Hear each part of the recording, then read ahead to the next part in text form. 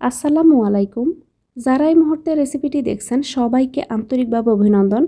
আজকে আমি এমন একটি সকাল বিকেলের নাস্তা রেসিপি শেয়ার করব, যে রেসিপিটি তৈরি করতে আপনাদের না লাগবে আটা, ময়দা বা চালের গুঁড়া। মাত্র 10 মিনিটে খুব সহজে এই স্ন্যাক্সটি আপনারা বানিয়ে দেখতে পারেন। আর এভাবে নাস্তাগুলোকে বানিয়ে আপনারা কিভাবে সংরক্ষণ করবেন, আজকের ভিডিওতে একেবারে সহজভাবে সেটি শেয়ার করেছি। আপনারা চাইলে এভাবে নাস্তাগুলোকে বানিয়ে কয়েক মাসের জন্য সংরক্ষণ করে খেতে পারবেন। রেসিপিটি তৈরি করতে এখানে আমি মেজারমেন্ট কাপের 1 কাপ পরিমাণ সিরা নিয়েছি। এবার এখানে আমি দিয়ে দিব আধা কাপ পরিমাণ সুজি। তো আপনারা চাইলে ছোট বাটি মেপেও এখানে মাপগুলোকে করে নিতে পারেন। এবার এখানে দিয়ে দিব আধা চা চামচ পরিমাণ লবণ। এবার এগুলোকে আমি মিশিয়ে নিব। এবার এখানে আমি দিয়ে দিব 1 কাপ পরিমাণ পানি। এখানে আমি হালকা কুসুম গরম পানি নিয়েছি। এবার পানিটাকে আমি এখানে সুজি আর সিরার সঙ্গে খুব ভালোভাবে মিশিয়ে নিব। আপনারা চাইলে এখানে নর্মাল তাপমাত্রা পানি দিয়েও এখানে রেসিপিটি তৈরি করতে পারেন। তবে এখানে হালকা কুসুম গরম পানি দেওয়ার কারণে সিরা আর সুজিটা খুব সহজে খুব তাড়াতাড়ি এখানে ভিজে যাবে। তো এখানে আমি এগুলোকে মিশিয়ে নিলাম। এবার ঢাকনা দিয়ে ঢেকে এগুলোকে 10 মিনিটের জন্য এগুলোকে আমি একটা সাইডে রেখে দিব। ততক্ষণে এখানে আমি নাস্তাগুলোর জন্য একটা পুর তৈরি করে নিব। চুলায় একটা কড়াই বসিয়ে তাতে দিয়ে দিলাম সামান্য একটু রান্নার তেল। এবার এখানে আমি দিয়ে দিলাম মিডিয়াম সাইজের একটা পেঁয়াজ কুচি। পেঁয়াজটাকে এখানে হালকা বাদামি কালার হয়ে যাওয়া পর্যন্ত ভেজে নিব। এবার এখানে আমি দিয়ে দিব গ্রিন পেঁয়াজ বা মটরের ডাল। মটরের এই ডালগুলোকে আমি হালকাভাবে এখানে এরকম ব্লেন্ড করে নিয়েছি। দেখে নিশ্চয়ই বুঝতে পারছেন এখানে ডালগুলোকে আমি একদম মিহি করে ব্লেন্ড করিনি। এরপর এখানে আমি দিয়ে দিলাম ছোটো সাইজের একটি গাজর। গাজরটাকে এখানে আমি গ্রেট করে দিয়ে দিলাম। এবার এগুলোকে আমি কিছুক্ষণ রান্না করে নিব। তো প্রায় 2 মিনিটের মতো ভেজে নেওয়ার পর এবার এখানে আমি দিয়ে দিলাম স্বাদ মতো লবণ, হলুদ গুঁড়া, আমচুর পাউডার, গরম মশলার গুঁড়া, দিয়ে দিব এখানে চিলি ফ্লেক্স। আপনারা চাইলে এখানে মরিচ গুঁড়া বা কাঁচামরিচটাও ব্যবহার করতে পারেন। এবার এগুলোকে আমি মিশিয়ে নিব। তো এখানে পেঁয়াজগুলোকে এখানে ভেজে নেওয়ার পর চুলার আঁচটা আমি মিডিয়াম টু লো হিটে রেখেছি। এবার ঢাকনা দিয়ে ঢেকে কিছুক্ষণ পরে এভাবে নেড়েচেড়ে আমি এখানে সবজিটাকে সিদ্ধ করে নিব। আর এখানে আমি রান্নাটা করার সময় খুব বেশি তেল দেইনি। তো এখানে অল্প তেলের মধ্যে সবজিগুলোকে কিছুক্ষণ পর আমি নেড়েচেড়ে ঢাকনা দিয়ে এগুলোকে রান্না করে নিব, যেন খুব তাড়াতাড়ি সবজিগুলো এখানে সিদ্ধ হয়ে যায়। তো এখানে সবজিগুলো প্রায় সিদ্ধ করা হয়ে গিয়েছে। এই পর্যায়ে এখানে আমি দিয়ে দিব মিডিয়াম সাইজের একটি আলু। আলুটাকে এখানে খুব ভালোভাবে সিদ্ধ করে এখানে আমি ম্যাশ করে নিয়েছি। এরপর এখানে দিয়ে দিলাম ফ্রেশ কিছু ধনিয়া পাতা কুচি। এবার সিদ্ধ করে নেওয়া এই আলুটাকে আমি খুব ভালোভাবে সবজিগুলোর সঙ্গে এখানে মিশিয়ে নিব।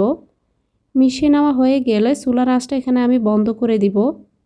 তো এখানে পুরটা আমার বানিয়ে নেওয়া হয়ে গিয়েছে। এবারে পুরটাকে একটা বাটিতে তুলে রাখবো, এতে করে খুব তাড়াতাড়ি পুরটা ঠান্ডা হয়ে যাবে। এবার এখানে আমি যে সিরা আর সুজিটাকে ভিজিয়ে রেখেছি ততক্ষণ এখানে সিরা আর সুজিটা খুব ভালোভাবে এখানে ভিজে গিয়েছে। দেখতে পাচ্ছেন এখানে অতিরিক্ত যে পানিটা সেটিও এখানে শোষণ করে নিয়েছে। এবার হাত দিয়ে খুব ভালোভাবে আমি এগুলোকে মাখিয়ে নিব। হাত দিয়ে খুব ভালোভাবে মাখিয়ে নিলে দেখবেন খুব সুন্দর মতো আমরা যেভাবে আটার ডো তৈরি করি সেরকমই এখানে একটি ডো তৈরি হবে। আর আপনাদের কাছে যদি এই পর্যায়ে বেশি শুকনো মনে হয় সেক্ষেত্রে আপনারা সামান্য একটু পানি দিয়ে এগুলোকে নরম করে নিতে পারেন। তবে এখানে সিরা আর সুজিটাকে মাখিয়ে নেওয়ার শুরুর দিকে কিছুটা শক্ত মনে হতে পারে। তো এখানে কিছুক্ষণ মাখিয়ে নেওয়ার পরে দেখবেন এখানে এগুলো নরম হতে শুরু করবে। তো খুব ভালোভাবে এখানে খামিটাকে আমি মথে নিয়েছি। এবার এখানে আমি দিয়ে দিব আধা টেবিল চামচ পরিমাণ সাদা তেল। তেলটাকে এবার আবারও আমি খামিরের সঙ্গে খুব ভালোভাবে মাখিয়ে নিচ্ছি। রেসিপিটি ভালো লাগলে আপনারা চাইলে আমার চ্যানেলটি ভিজিট করে দেখতে পারেন।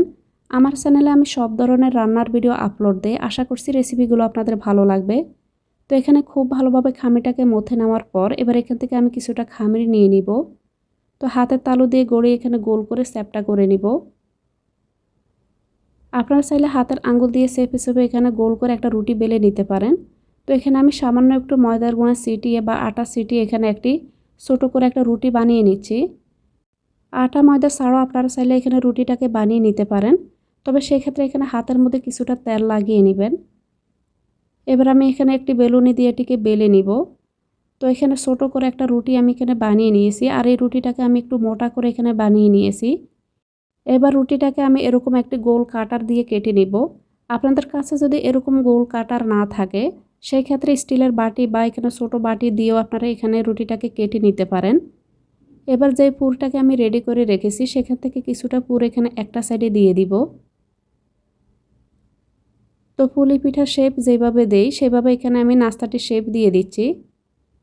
এবার নাস্তাটির খোলা পাশটাকে এখানে হাতের আঙ্গুল দিয়ে চেপে চেপে খুব ভালোভাবে আটকে নিতে হবে, যেন নাস্তাগুলোকে ভাজার সময় খুলে না আসে।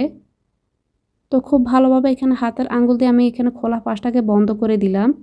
তো এখানে একটি নাস্তা আমি বানিয়ে নিয়েছি, বাকি নাস্তাগুলোকে এখানে একইভাবে আমি বানিয়ে নিব।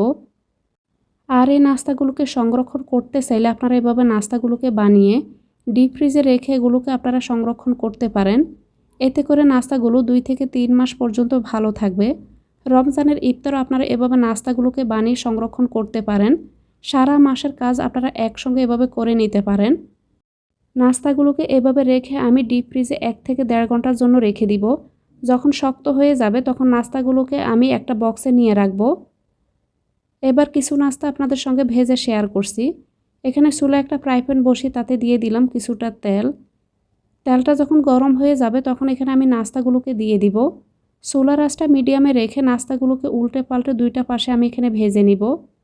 সিলনার তৈরি এই নাস্তাগুলো যেহেতু তৈরি করার সময় ভিতরে পুরটাকে খুব ভালোভাবে রান্না করে দেওয়া হয়েছে, তাই এখানে নাস্তাগুলোকে ভেজে নিতে খুব বেশি সময় লাগবে না। তো এবার আমি নাস্তাগুলোকে উল্টিয়ে নিচ্ছি। তো উল্টে পাল্টে 2টা পাশে মুসমুসে হওয়া পর্যন্ত নাস্তাগুলোকে আমি ভেজে নিব। আপনারা আপনাদের পছন্দ মতো কালার করে এখানে নাস্তাগুলোকে ভেজে নিতে পারেন। তো এখানে নাস্তাগুলোকে আমার ভেজে নেওয়া হয়ে গিয়েছে। এবার নাস্তাগুলোকে আমি তেল থেকে তুলে নিব। দেখে নিশ্চয়ই বুঝতে পারছেন নাস্তাগুলোকে আমি কীরকম কালার করে ভেজে নিয়েছি। একইভাবে এখানে আমি আরও কিছু নাস্তা তেলের মধ্যে ভেজে নিয়েছি। দেখতেই পাচ্ছেন চিনা দিয়ে কত সহজে একটি নাস্তার রেসিপি তৈরি করে নিয়েছি। সকাল বিকেলের নাস্তা বা বাচ্চাদের টিফিনের জন্য এভাবে নাস্তাগুলোকে বানিয়ে দেখতে পারেন।